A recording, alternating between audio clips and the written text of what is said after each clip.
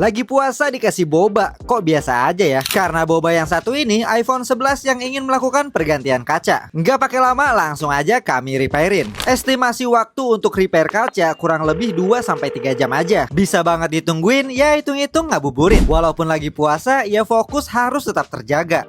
Bisa banget nggak sih ada brand yang masuk? Oke, lanjut ke proses pembersihan panel LCD-nya. Kalau udah bersih 100%, baru deh pasang kaca barunya. Lanjut masuk ke mesin press. Seperti ini hasilnya. Untuk menghilangkan bubble yang masih terperangkap, lanjut masuk ke mesin vakum. Dan ini dia hasil akhirnya. Jadi siapa nih yang bobanya rusak? Langsung aja bawa ke repairing gadget.